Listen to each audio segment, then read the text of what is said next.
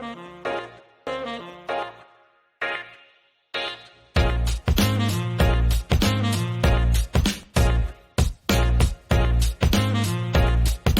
next, Andrea is a PhD in political science. I met her. Hey, Andrea. Hey, girl. Look at you. Wait. So y'all didn't see that Andrea put selfies up, like practicing her makeup. Girl, we have not been doing a daily makeup over here. I know. So, let me do my makeup for Allison's show so I can look poppin'. Right. If my nieces are in here, I hope they see my highlighters poppin'. That's the main thing. Okay. So what were the highlighters that you used? I used, this one from Jeffree Star. My niece Andrea Benjamin got me on this like a year and a half ago, and so like I don't know, I could go get it, but it's not necessary. But it's from Jeffree Star, like the pink one. Okay. I and then started using my eyeshadow is the Aaliyah MAC palette from like, I don't know, it's been like 2 years now almost. But I did get in line on my Selena pre-order with the rest of you ladies. I was about to call you something else. Yeah, but I did make my order. So my Selena makeup is coming eventually. So I'm in there. Yeah, I just started trying out Rihanna's Fenty. So I have the Fenty, yeah. your liner, MAC. I have the lip balm. Yeah. The lip balm with the BOMB. Yeah. What are you working on creatively right now? Girl, I'll be honest with you, creative efforts are sort of up and down. So I think you mentioned I'm a professor. I do miss my students. If any of them want to look at this video, I miss you guys like a lot. So I've been spending a lot of time trying to make sure that this education system that we call higher education is still moving forward. Right. And then I'm trying to finish a chapter actually about Vi Lyles, the first Black woman mayor of Charlotte. Oh. When was she mayor? She became mayor in 2017, but she was just reelected in 2019 with an overwhelming majority. It's such an awesome story. She took down an incumbent, which is hard to do. It's hard to do as a person of color. It's hard to do as a woman. But she did that. And so just trying to like understand her campaign in the context of the city at that time, sort of post HB2, Keith Lamont Scott being shot at that time, right? Like in the course of that campaign the year before. And so sort of the ways in which those things ended up entering the campaign and the ways in which she emerged as a candidate that the city felt that she could move them forward.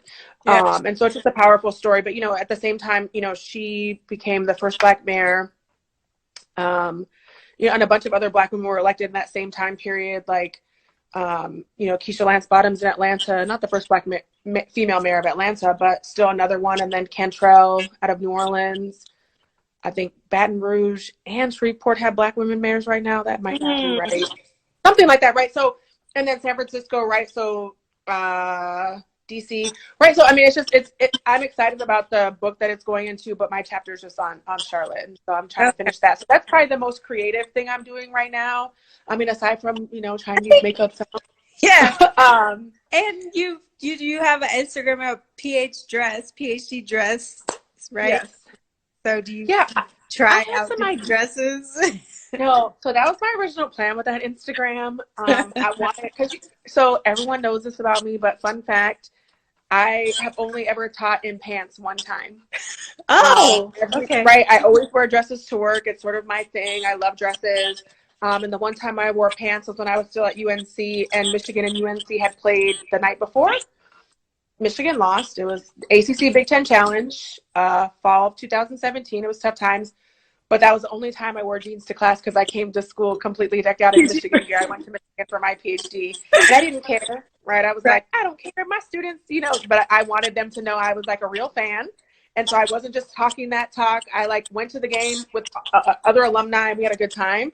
But other than that, I always teach in dresses. So it's like, that was what it was. And I was hoping I could highlight a dress of the day or something. But then I realized a lot of work. A professional photographer, first of all, because who's going to take a picture of me every day in my dresses? Then some days it's not a good day. And you just, so anyway, so then I just made it my public account, which is why I'm on this account right now. But but yeah, I always teach in dresses. I have tried so many times to do a fashion blog, and then I just like, I love. I feel like you need real support. Yeah, but it is a lot of work. It's so much work. And unless you have a real, like, I mean, somebody to live at your house to take a picture of you fresh in the morning when your makeup look good, hair still, you fresh, you didn't spill coffee. You need a photo right in the morning before you leave the house. I'm like, my cat can't do that. So it's just me here. Your cat. Oh, yeah. And you have an Instagram for your cat. Listen, follow at Blake Griffin the cat. He has many antics. Blake Griffin the cat. Yes. And for those that don't know, I do work at the University of Oklahoma, where Blake Griffin went to school. And it is my one and only mission for him to know about this cat. I have worked hard since I've been here. Like, wait, so how do you feel about being in Oklahoma with Tiger King? Okay, listen. Let me say a couple things. First of all, listen, I was just in a little Zoom happy hour with my friends. Shout out to those friends. But like, I watched it and I thought it was great. I thought it was so entertaining. I was fascinated by the story. I've subsequently like consumed a whole podcast about it. There's a podcast called Joe Exotic on Wondery. And for me, I just viewed it. I was just like, this is straight up entertainment. But then now, today, the last 2 days, it's been a lot of tweets being like, oh, that was terrible. The way they're treating the animals is terrible. They're framing Carol's terrible. And I just didn't want, I was like, this is the entertainment. Like, is Netflix taking some liberties? Sure. Isn't everyone? Right. But I found it to be completely entertaining. I laughed so hard at so many things. To me, it like made Oklahoma make so much more sense to me. But then part of me was like, wow, in Oklahoma, like a gay dude could have like 2 husbands and run for governor. I was like, wow, maybe it's a little. I missed that part. Like, I've only seen 2 episodes, so I didn't know he ran for governor. Yeah, like, oh, sorry, girl, that's the later storyline, but it's hilarious. And like, I don't know. So but I did feel like Netflix took some liberties with that part because they tried to make it seem like it was the election night, and they're like, he only got 20% of the vote. But girl, that was a libertarian. 20% of the vote. That's how they try to frame it, which is why I'm like, I could watch Netflix, but it was really, he only got 20% of the libertarian primary. Oh, okay. Yeah. But they did not explain that. So I went straight to Ballotpedia because this is what I do for a living. And I was like, 20%. And then I was like, oh, of his primary. So again, I'm not saying Netflix didn't take it. They did take liberty. They did. It's a show. Entertainment. But I have the internet also. And so I can look up these facts and also verify for myself. So yes, I loved it. Documentary. Yeah, I agreed. But listen, the key is they were here. Netflix was back here to do like some sort of recording and like maybe go to the jail that he's in, the prison. And so there's going to be like an extra bonus episode that's supposed to be coming out. I'm very excited. I don't know when it's going to come out, but everyone's talking about it. And so I think like to me, so even if you didn't like the show and you feel like it was bad for animals, which it is. I mean, I don't believe in that stuff. I love cats. I love Blake. Yeah, I don't want to see that, but I feel like the memes that have come out about it are like golden. Like if you've seen it, like just all the memes, like to me, I just can't stop sending them to my friends. Yeah, it's hilarious. So like, I think it's so funny. So what are you doing for your health and balance right now? Sure. So these are stressful times. I live by myself. And so there are definitely moments where I like thought to myself, like, should I have gone to my family's? Like, should I have gone to California? Like, did I make a mistake to stay here? But at the time, because I've been in quarantine now for 28 days. Like I started that Friday. So like today's my 28th day. But at the time I was like, oh, I didn't want to leave because the school was still saying we might come back. And so I was like, I didn't want to get stuck somewhere and then not be able to complete my job and my job responsibilities. So it's been hard. I mean, I've been trying to do things like Zoom with friends or FaceTime with friends and like see people through the internet. But on a day-to-day basis, I think the main things I try to do is I do try to drink a lot of water, which I guess sounds doing. Yeah. Because otherwise the quarantine snacks are going to catch up to you, I feel. So I just try to drink my water. And then every morning I've been going for a 3-mile walk. Yes. Yeah. So I think that's the other thing is like because like where I live, it's, you know, that's the one thing about living in Oklahoma. So there's less than 4 million people in the whole state. And so it's not dense. And so every morning I can walk through my neighborhood and I don't see anyone. And so I've been taking a, you know, pretty rigorous walk every morning, just to like clear my mind, get some outside time, and make sure that I'm doing some movement every day. Yeah. Sometimes I'll do like a more weight driven workout at home, or like, you know, there's all the things available on YouTube and different things. But for the most part, I've just felt good doing my walking. And so I do like 3 miles a day. And I think that's pretty good. How do you feel about the Bernie Sanders situation and him dropping out? I mean, I think you know, I have actually probably some pretty strong opinions about it from the perspective of just like a normative democratic theory. It's unfortunate that that because of COVID-19, and again, I respect the states, like I think it was health-wise really reckless for voters to vote in Wisconsin this week on Tuesday. That was dangerous, and I hope no one gets sick from it, honestly. At the same time, those people are real heroes. They risked it all to vote, right? That's what they did. Yeah. So I respect that. Okay. It looks like I was Yeah. going live for too long. We got cut off. Thanks, IG. About to hit my fire wisdom. Thank y'all for rejoining. I appreciate it. Thank you for rejoining. It happens to the best of us. But no, I think, right, so, you know, I do respect them. I think they really put it all on the line for democracy. So I think that's one thing. I think it's unfortunate, right? So like, I'm just a true believer in the primary, right? Like, to me, the primary is a chance to really just vote with your heart, right? This is the chance where your party puts all the opportunities, all the issues, all the candidates on the line. And I've been disappointed in this cycle because I feel like at every point we've been told, oh, this person can't win. Right. And then that's what we talk about. And then guess what? That person doesn't win because guess what? We said they couldn't win. So you're not even the first person I said this to, but like, even with one of the Washington Posts that I just said, you know what? It's got to be more diverse. We got to start sooner in diverse places. You know, South Carolina was the first sort of primary we really heard from Black voters. Prior to that, Nevada, we heard from Latinx and Asian voters, right? So it's I don't know the counterfactual if we had started somewhere else, but it is disappointing that the field was thinned so low. And that doesn't mean that I'm not going to support Biden you know, obviously he's a nominee at this point, but it's unfortunate that because of just the way things worked out, the timing of things, people dropped out earlier than maybe they would have otherwise. And then because of COVID, like so many states postponed. So it's hard because we just haven't heard from enough voters. And now this is what we're doing. And so the question then becomes, what can the Biden campaign do to bring people back into the umbrella, right? And so I do hope that people engage, right? I know people are disappointed. That's not my favorite candidate. That's not who I wanted. But I think anything that you do between now and November, if it's not, right, like to the extent that you see yourself as a Democrat, let me just say it, not everyone's a Democrat. To the extent that you see yourself as a Democrat, then your whole goal should be, how can we get a Democrat elected, right? It's not the time to complain and say, oh, because anything you do that's not supporting, if you're a Democrat, anything you do that's not supporting a Democrat, then that is a Republican vote in my mind, right? And so even people who say, you know what, Andrea, like Dr. Benjamin, I don't care about this, that's great. You know what else you can do in your state? Support every other person on the ballot. Because people are running for Congress, people are running for Senate, people are running for your House Senate, your House of Representatives, people are running for sheriff, people are running for mayor, people are running for county commission.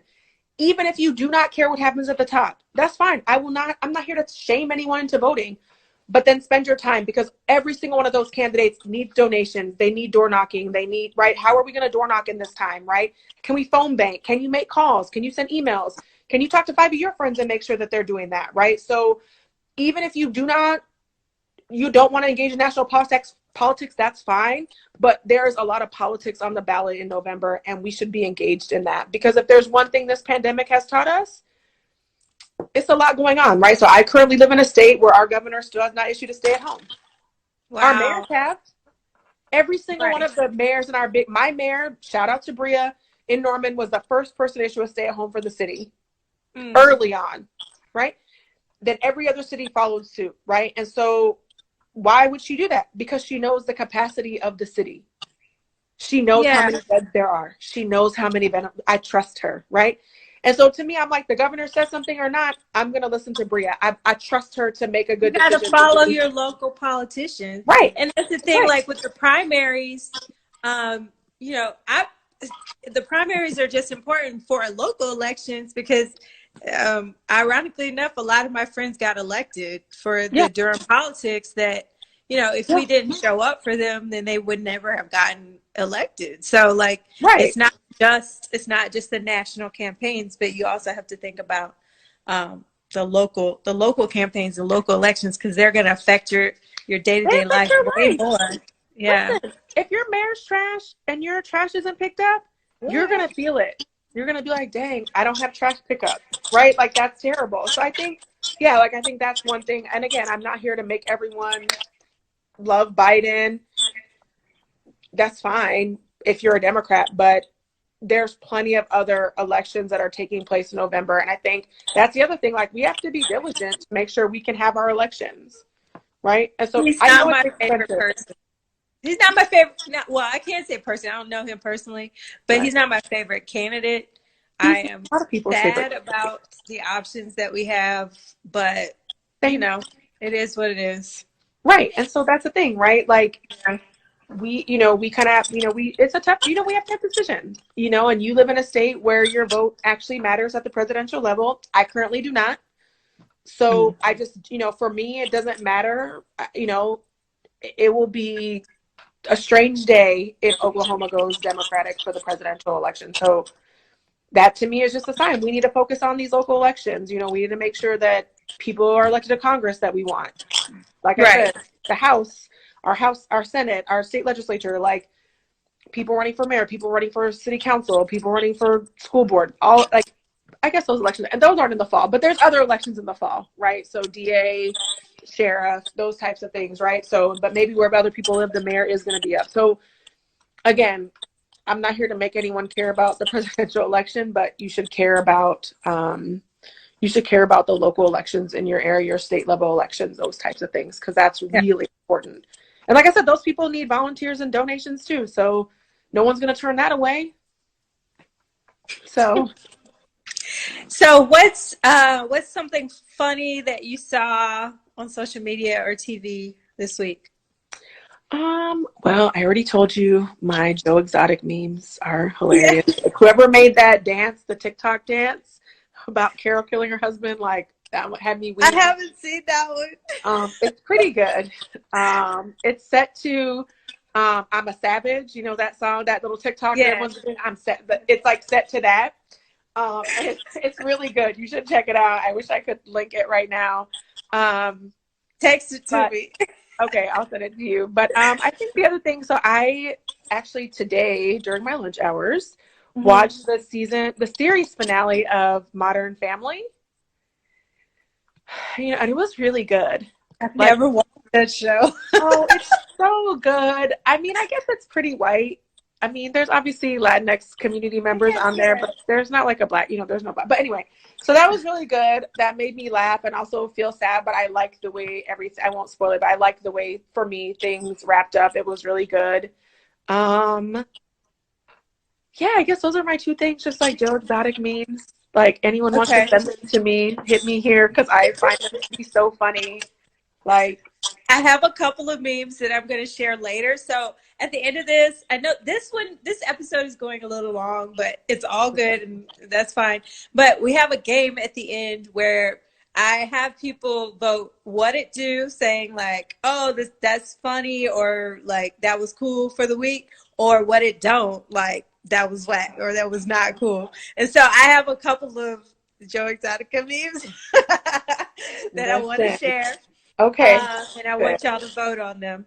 But also, for people who are watching, if you have any questions for Andrea, you can actually press that little question button. It has two boxes and a question, and you can ask questions, and then we can try to answer them. So I'm going to move on to Kharmika. I want to thank you so much for joining the show. Yes, and how can people follow you? You can follow me here, PH Dress, but probably I'm more active on my Twitter, which is Prof Benjamin. And I post pretty much all the things I'm doing all the time. And then you can check my website, AndreaBenjaminPhD.com. It has all the things I've done. I always update my news. Once this link goes up, it'll go up there. So awesome. Nice. Thanks. Yes. Thank you. All right. Okay.